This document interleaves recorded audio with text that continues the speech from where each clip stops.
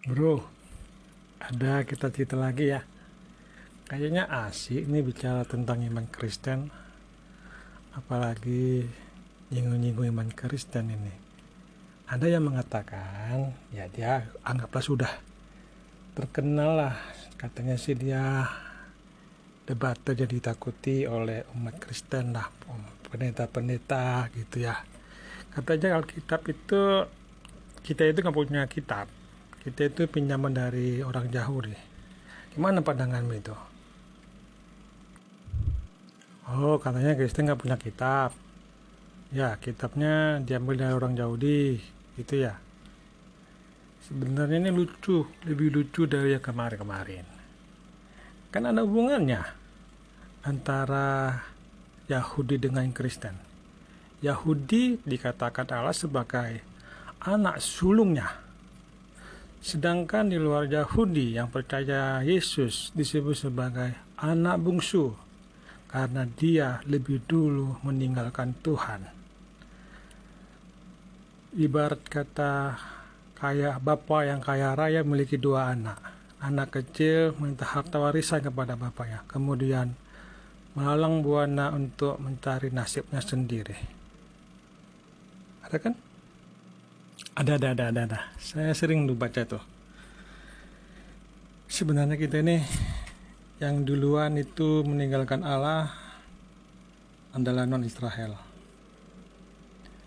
Allah mengangkat Israel sebagai anak sulungnya dan kita dianggap sebagai anak bungsu yang sudah meninggalkan Allah karena menentukan jalannya sendiri, memilih Allah yang lain, dan akhirnya firman Allah lah yang mengembalikan mereka kepada Allah yang benar, itu Allahnya Israel.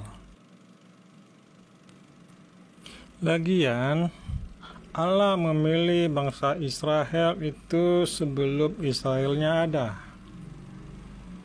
Karena Allah tahu Abraham akan memiliki keturunan.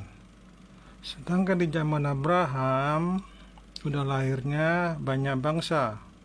Dikarenakan menara Babel runtuh, sehingga banyak bahasa yang tidak dimengerti oleh mereka, sehingga menara itu gagal dibangun.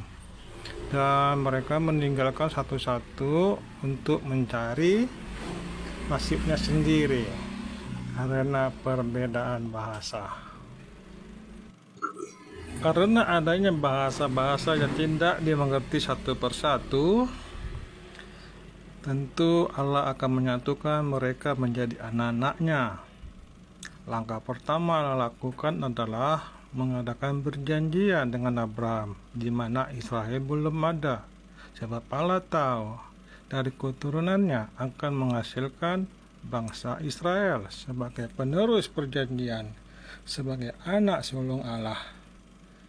Dari sanalah Allah akan mengadakan perjanjian-perjanjiannya dan mengadakan suatu perkara besar tentang pekerjaan Allah, dan akan kita ketahui setelah penggenapan itu datang. Jadi salah besarlah mereka yang mengatakan bahwa perjanjian lama adalah milik mereka. Bukan, itu milik Allah. Allah yang berfirman, bukan bangsa Israel yang berfirman. Jadi itu adalah kepunyaan Allah, sehingga Allah pakai mereka untuk menyatukan bangsa-bangsa lain melalui firman-Nya untuk kita kembali dan percaya kepada Sang Juru Selamat kita, satu-satunya Tuhan dan Allah kita, yaitu Yesus Kristus. Keren banget bro, pernyataan itu keras. Memang sih firman Tuhan harus keras. Kalau nggak keras mereka nggak tobat-tobat bro. Oke bro, terima kasih untuk ini bro.